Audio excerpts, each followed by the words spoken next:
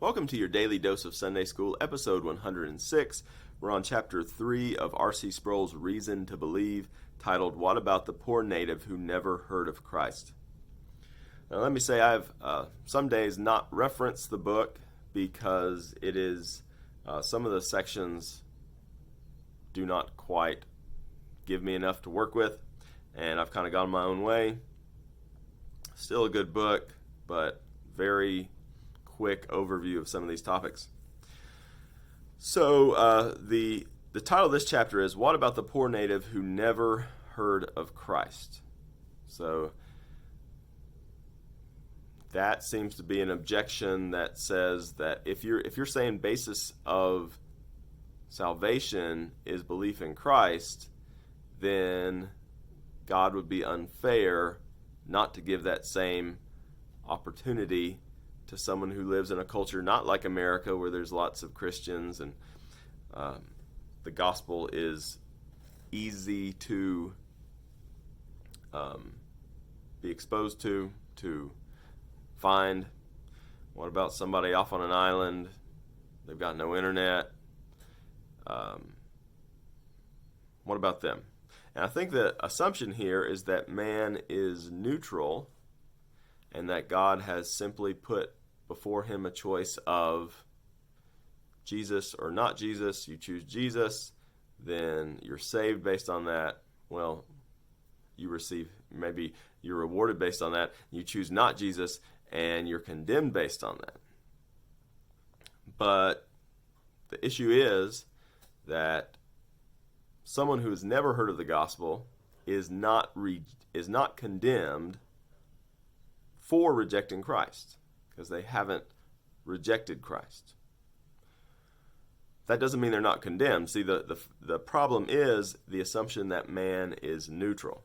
Jesus said, John 3, verse 18, whoever believes in him, that's Jesus, he's talking about himself, is not condemned, but whoever does not believe is condemned already, because he has not believed in the name of the only Son of God.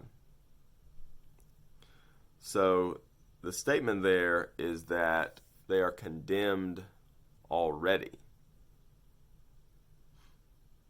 So that's the default position.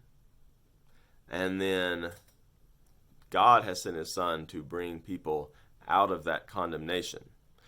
You don't escape your default condemnation because you never hear of God's way of rescue.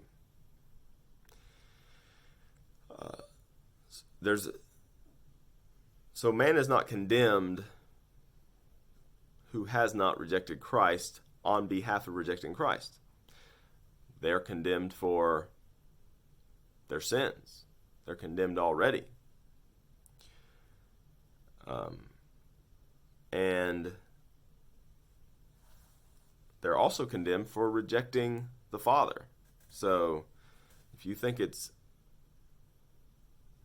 rejecting Christ receives God's condemnation, rejecting the Father must as well.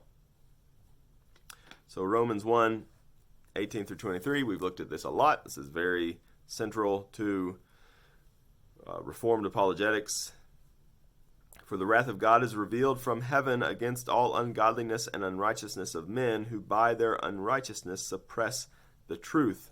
For what can be known about God is plain to them, because God has shown it to them. So, humankind is under God's wrath, it says, because they have suppressed the truth. They have rejected, they have pushed down, they have tried to ignore the truth of God in a general way. How have they done that? Verse 20, for his invisible attributes, namely his eternal power and divine nature, have been clearly perceived ever since the creation of the world in the things that have been made, so that they are without excuse. They clearly perceive who God is, what he's like, and they're without excuse because all mankind rejects that knowledge within creation. For although they knew God, they did not honor him as God or give thanks to him, but they became futile in their thinking, and their foolish hearts were darkened.